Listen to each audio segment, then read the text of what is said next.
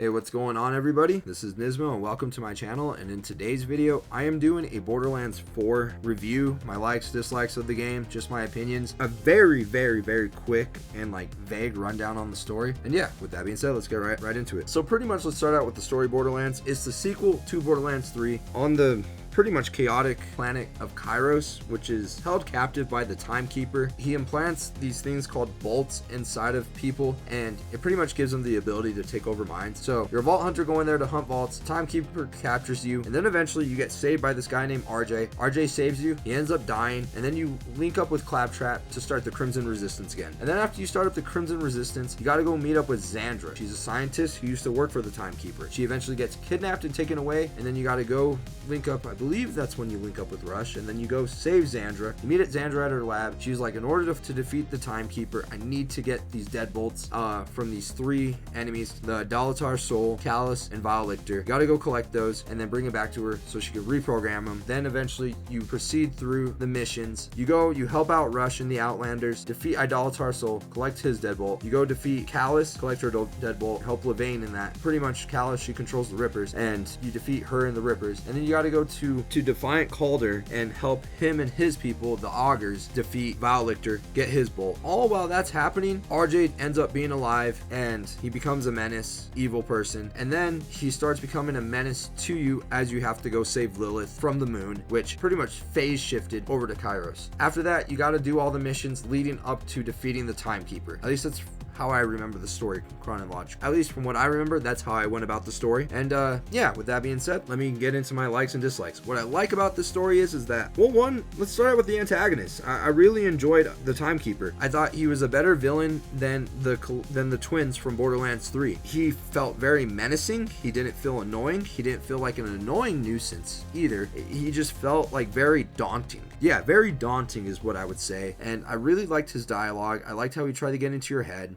He just didn't sound whiny either. He sounded evil, like just pure evil, right? And threatening. Whereas the twins in Borderlands 3, they were just annoying. It was just like, why are you here? Like, shut up. Where the Timekeeper, he was just like demanding, commanding, trying to get in your head. And he was just like, all right, buddy, I'm gonna go defeat you because you're a jerk. But yeah, so that's what I liked about the story in that regard. I also liked how in this Borderlands compared to Borderlands 3, that I felt like I was an integral part to the story and that I was a true thorn into the side and like just a massive nuisance to the plans of, well, first off, Idolatar Soul, Callus, Vialictor, and the Timekeeper. I just felt like the bomb waiting to shut off and explode in their face, essentially. So that's what I liked about it. As opposed to Borderlands 3, I felt like a side character and that I was just a pawn doing some bidding. This one I felt like an integral character on here, you know? So that's what I liked about the story in that regard. What I don't like about the story is that, one, I don't like how RJ came back, and when he does come back and he's a nuisance and there's all this build up to him being back, you go and you fight him after the Timekeeper, and then all of a sudden you just defeat him. He really wasn't that hard of a boss. He was pretty easy to defeat. So I mean, it was just kind of boring. So it's just like, why would you bring him back if he was going to be that weak? So, and I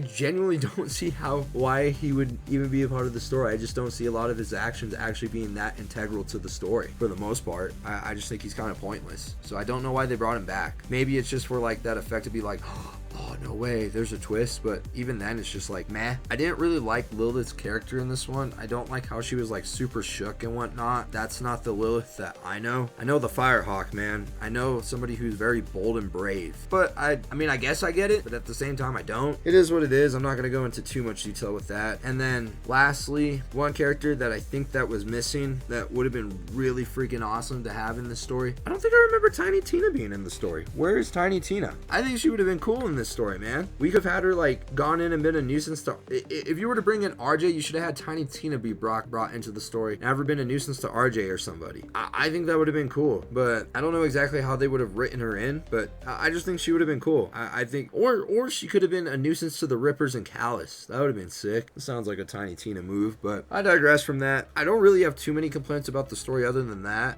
I think it's a really good return to form. I like a lot of the comedy in it. I really enjoyed Zane's character too, just because him and his dynamic with Levain, it was just hilarious, man. I really enjoyed their dialogue too. Moxie, I like Moxie. I like when she calls me sugar. So yeah, and she's hot. So sums it up. That's all I need. That's my only explanation of that. What I liked about Amara in this story on like returning characters, what I liked about Amara is that she didn't seem annoying in this one. She wasn't annoying. I liked how she was determined in this one with purpose. In the other one, she was determined but just a nuisance and no purpose. And maybe that's how they intentionally wrote her in Borderlands 3. But in Borderlands 3, I just never saw the point to her. And in this one, I see the point. She values Lilith.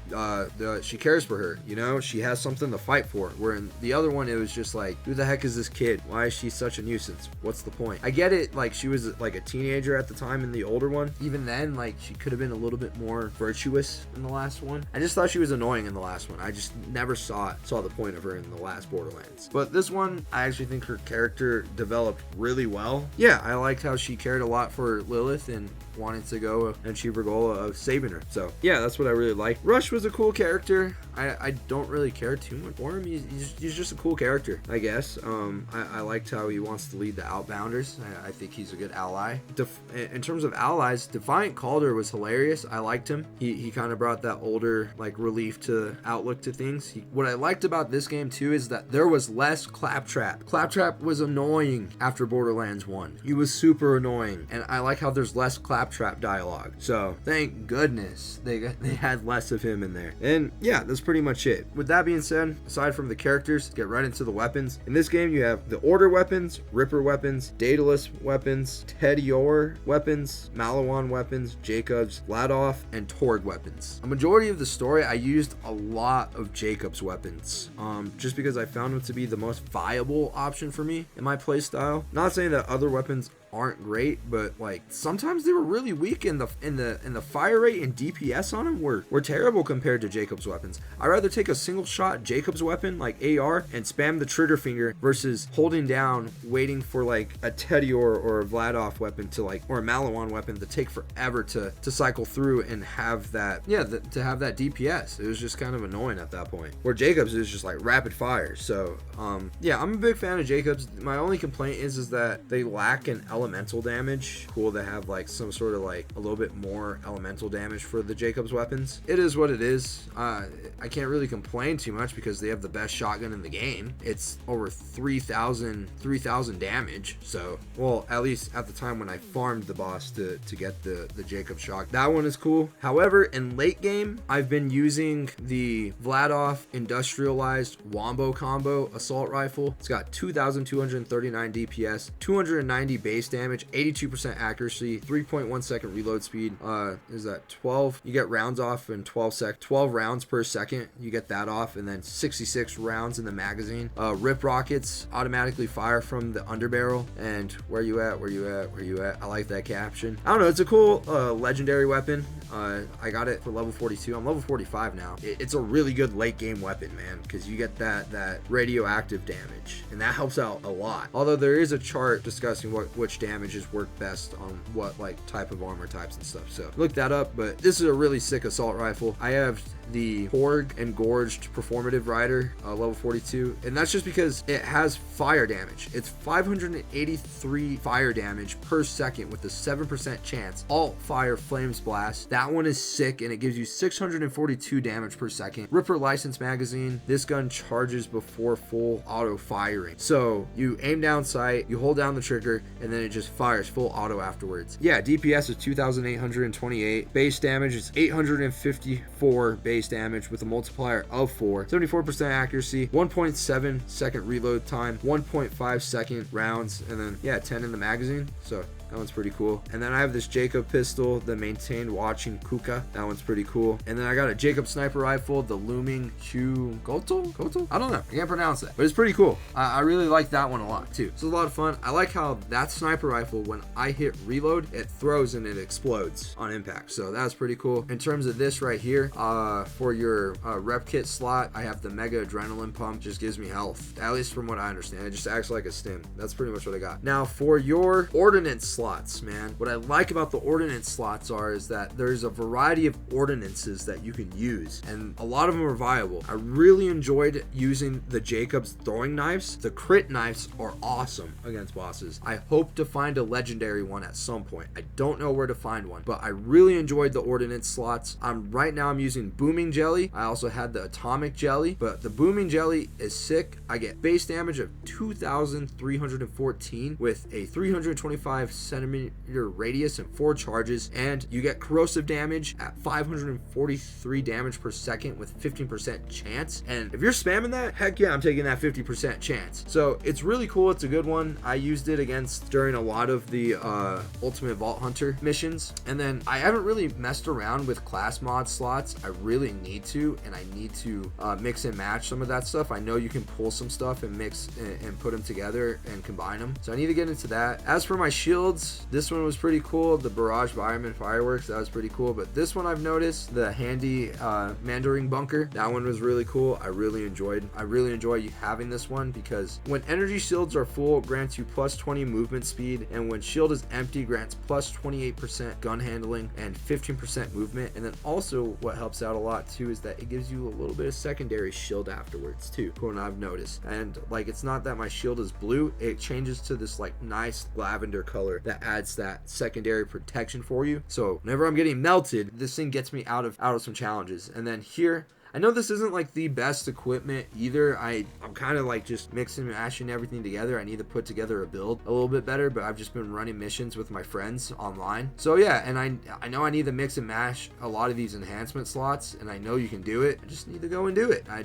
don't know why I haven't done it yet. I don't know what exactly, but this is pretty much what I got going on here in terms of gear. I've sold a lot of it, and I mean a lot. So yeah, and then echo logs, those are a lot of fun to collect and whatnot. But yeah, I really like this user HUD, man. You have your missions, your map. Look at this map. There's a lot of it that I haven't explored yet, but yeah, it's really cool. Obviously inventory, your skills, this is my skill tree so far. I think I made a mistake by putting this one point right here. Oh well, it is what it is. I can always pay and redo everything, but yeah, put everything all the way down onto the left side for the green tree. Cybernetics, this is a really solid build. I like it, I really do. Is it the best build in the game? No, I honestly think Rafa is a better build. Actually, I think Harlow's a better build, and I think Vex. I think Harlow and Vex are probably the two best builds in the game, at least from what I've seen on the internet and what people have been able to do with them. So here's my build so far. I still need to get to level 50, as you can see. I'm level 45, and yeah. And then for my specializations, I don't really know what I'm doing with this. I just kind of been putting points wherever, and yeah, I'm kind of embarrassed by this, but yeah, it is what it is. I really enjoyed that. Here's my storage deck upgrades and stuff like that. I mostly have it on pistol and ammo AR because I go through a lot of that, and then obviously the backpack so I can hold more slots and stuff. Customization, I really enjoyed the customization to this whole thing. I think a lot of the heads are cool. I think this one is probably the coolest one, and I really want to get it. Don't know how to get it though. I have to complete a mission. But anyways, as for body types, I wish I had more body types. And then styles, the styles are cool, man. I really like this one. It's just not red, and I really like the color red, but this one looks like Dark Aether from Call of Duty Black Ops Zombies. So, and then here, obviously you get to choose your colors. My Echo, my little guy, he's pretty cool. Look at his bat ears, bro. The frames are cool, actually. This one was pretty cool.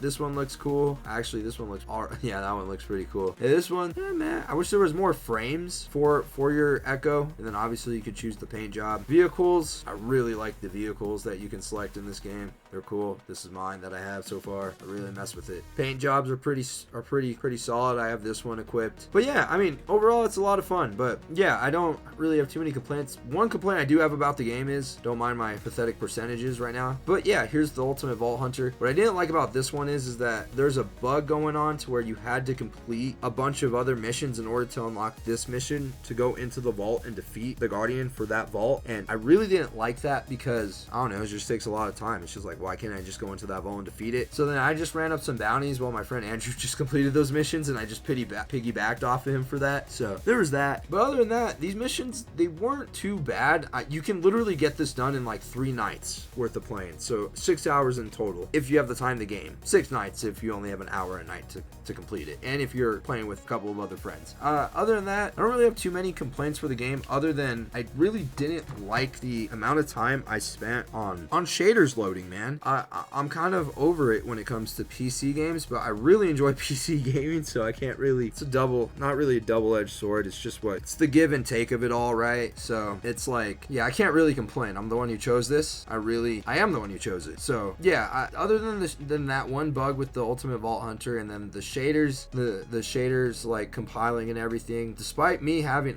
my shader cache set to unlimited, I don't really know entirely. Yeah, I don't really know entirely why. Well, I understand why it's like that, right? But then at the same time, it's just like, why? Because like people on console don't have to deal with that. What else do I like about the game? I really like the bounty boards. They've helped me in terms of being able to level up really fast other than completing missions. So that's a plus. You can get anywhere from like, at least from my experience, the lowest I've ever gotten was probably like anywhere from 13 to 15,000 XP all the way up to like 30,000 XP. And that's a lot of XP. And when you put that into perspective and looking here at your skills and stuff, 162,000 XP for that. That is quite a bit of XP, and you do it just a couple of bounties and you get a couple of levels each night. They're super easy to do. You know, sometimes obviously like when you play, you can mess up, go back and try to redo the bounty or whatnot, but like other than that, it's a lot of fun. I mean, look at how beautiful and expansive this map is. I am playing in low settings because I'm playing on a 3060 Ti, but I do have like 32 gigabytes of RAM, so I probably could bump it up to like medium settings if I really wanted to. But overall, it's a really pretty game. I like a lot of it. I mean, look at this gun and this lighting. This thing is sick. I mean, I love the colors and everything.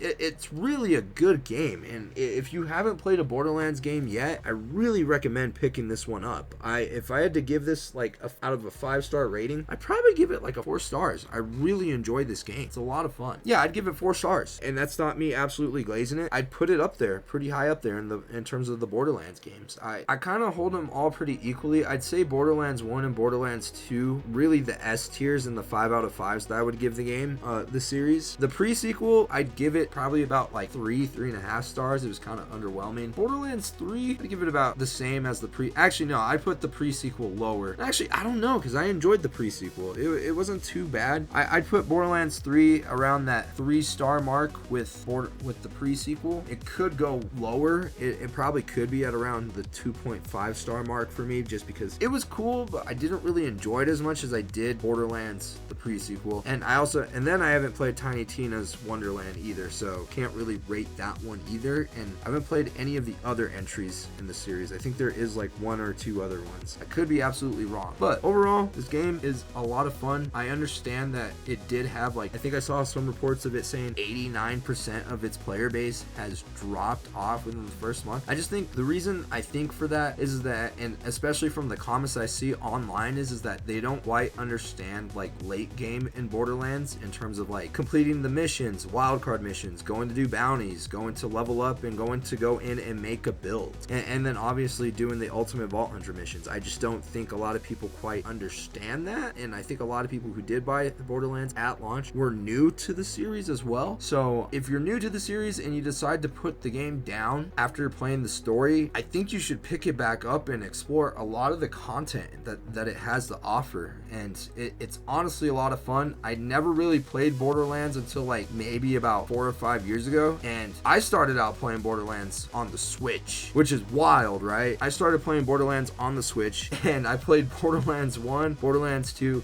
and the pre-sequel on the Switch, and I've never looked back on in terms of like, I've really enjoyed this game, and to be honest, it pulled me away from being in that. Well, that's a whole different conversation for a whole different time, in terms of me being like caught up and addicted to COD and like just the same like set of shooter video games. But like if you're into first person shooters and you're looking for something different, I strongly recommend this game. I really do. And I'm not absolutely glazing it. I don't think it's that bad of a game. I have a lot of fun playing it. It's what's been consuming my time at night when I get home from the gym, and yeah, it's a lot of fun. So yeah, if you haven't played it yet, give it a try. I think it's worth it. There's so much content content in the game. I haven't even done any side missions yet, so I have to do all the side missions as well. And then in my own personal game, I have to go defeat all the vaults that I helped my friend out do, and I have to go get another safe house. So there's just so much content. And then let alone, they just released a patch. They also have the Halloween update coming up here soon, and then I believe they're going to release more Ultimate Vault Hunter levels here in November real soon. I know I said I was going to make this video like pretty short, but I figured I would just give a pretty decently informed opinion instead of just be like, I gotta finish this game as soon as possible, then release a review video and everything. And I also don't have like a whole lot of time to create YouTube videos either. I just figured I'd start this out as a hobby as well. But yeah, I'm not like one of those Borderland content creators. This is just from a novice of the series and somebody who really enjoys just playing a variety of different video games, and I just figured I'd share my thoughts. You don't have to agree with me or not. If you do have your own personal opinion, drop it down below and let's chop it up. And yeah, with that being said, guys, this is nyzmo, and I'll catch you all in the next one. Peace.